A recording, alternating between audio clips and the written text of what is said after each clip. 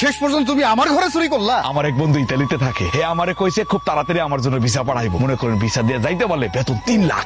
3 লাখ? আম্মা সবই আপনাদের দোয়া। আব্বা তুমি কবে যাইবা? মাস তিনেক তো লাগবেই সবকিছু প্রসেসিং হইতে। 3 মাস?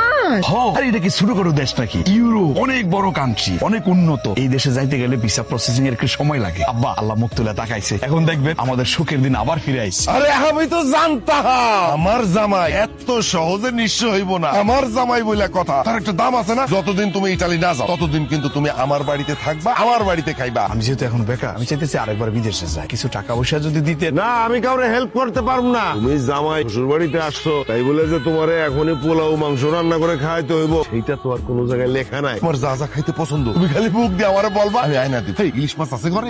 এই শুনো, তোমার ছোট ভাইয়ের খবর কি কিছু জানো? হ্যাঁ, তো শ্বশুর বাড়িতে গিয়া রাজার হালে আছে। ঘটনা কি তাহলে সত্য? তোর জামাইয়ের মতে গতি আমার পছন্দ হইতেছে না। কোনো যে বিষয় হইতে 3 মাস লাগবে, 3 মাসের কথা এখন 5 মাস হয়ে গেল। তোর জামাইয়ের বিষয় হইতে আর কতদিন লাগবে? কতদিন? তোমার মাইয়ার জামাই জীবনে কোনোদিনও ইটালির ভিসা পাইবো না। কি কইতেছো তুমি এগুলা? আমি যেটা কইতাছি সত্য কথা কইতাছি। ওই জানোয়ারটা নতুন করে আমগরে আবারও ধোকা দিছে। ও কোনোদিনও ইটালির ভিসা পাইবো না। ইটালিতে কারোর সাথে ওর কোনো কথা হয় না। ও কত বড় ধোকা দিছে জানো? ও যে যায় শহরে কি জন্য যায়? ভিসা কথা কইয়া শহরে যায় একটা দোকানে চাকরি করে। এই তুমি এসব কি করতেছো? মানে ঠিকঠাক মতো শুনছো তো? তোমার কি মনে হয় আমি মিথ্যা কথা কইতাছি? আমি নিজের চোখে দেখছি, নিজের কানে শুনছি। ওরে কে দিব ইটালির ভিসা? কে দিব? শফিক আমাকে লগে এইভাবে ধোকা দিতে পারলো আব্বা?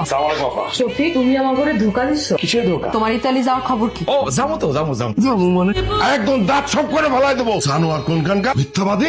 ইটালি যাবি না? ইটালি কে আছে তোর? তোর তো ইটালি কেউ নাই, তোর কোনো বন্ধু নাই, কারোর সাথে তোর কোনো কথা হয় নাই। তুই শহরে কেন যাস? আমি খবর পাইছি না ও ভাষা শিখতে যায় না। আম করে কয় যে ইটালির ভাষা শিখতে যায়। এইটা কইয়া সে সদরের একটা দোকানে কামলা দে। এই কামলা দেশ না তুই?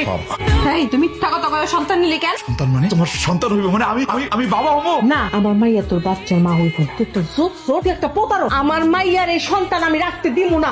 তোমার আম্মা এত বড় কথাটা বললো, তুমি প্রতিবাদ করবো না? না করব না। এই এত কথা ওর সাথে আমরা কেন কইতেছি? বের এখান থেকে বের। আব্বা আমি বাপ হইতে যাইতেছি, অনেক বড় খুশির সংবাদ। এই কিসের খুশির সংবাদ? কে কইছে তুই বাপ হইতে যেতেছিস? বাবা আমার কথা আমার একটু থাকতে দেন। আমি বাপ হইতে যাইতেছি, এটা আমার খুশির সংবাদ। হাসিল কোনখানকার? পানিটা খেয়ালো। আমি জানি সবার মনটাই খারাপ হয়ে গেছে, কিন্তু আমি কি করবো কও? ভাগ্যের উপরে তো কারো কোনো হাত নাই আছে। সবার চিন্তা তো আর আমি করতেছি, কে কোন ব্যবহারটা করলো সেটা আমার দেখার বিষয় না। আমি চিন্তা করতেছি আমার কথা। মাগো তোমার লগে দুটা কথা আছে। কি কইবেন কোন? আমার অনেক কাম কাজ আছে। মাগো আমগো শফিক নাকি বাবা হইতে যেতেছে, কিন্তু আবার কি? শফিকের শ্বশুর নাকি আলিয়ার আরেক জায়গায় বিয়া দিব, আর তারা নাকি শফিকের সন্তানরা আলিয়ার গর্ভে রাখতে দিব না। কি কোন আম্মা? মাগো তুমিও তো একজন নারী। আজকে তোমাকে লোভের লেগে আমার শফিকের জীবনটা একেবারে শেষ হয়ে গেল। তুমি কিছু করতে পারো কিনা একটু দেখো। তোমার আমি মরার আগে একটুখানি দেখে যেতে চাই যে আমার শফিকটা একটু ভালো আছে, আর আপন বলতে দুনিয়াতে কেউ আছে। মাগো তুমি একটু দেখো না, তুমি কিছু করতে পারো কিনা ওই অবাগাটার লেগে। তুমি বয়সে ছোট হইলো তো শফিকের বড় ভাবি তো মায়ের সমান হয়, তাই না? কিসের মামা? আমি কি সত্যি সত্যি কোনোদিন মা ডাক শুনতে পারো না? না পারবি না, কারণ তোর জামাই হচ্ছে একজন প্রতারক। তুই কি ইচ্ছা করে না বাজার বান করে থাকস নাকি তুই বুঝতে চাস না? তোর পেটে যদি সন্তান হয় তোর আমি বাইরে বিয়ে দিব কেমন? মূর্খ মাইয়া এইটুকু কি মাথার মধ্যে ঢুকে না? সি মা, আপনি কি আসলে আলের মা নাকি ডাইনি? মুখ সামলায় কত কইবা মাইয়া?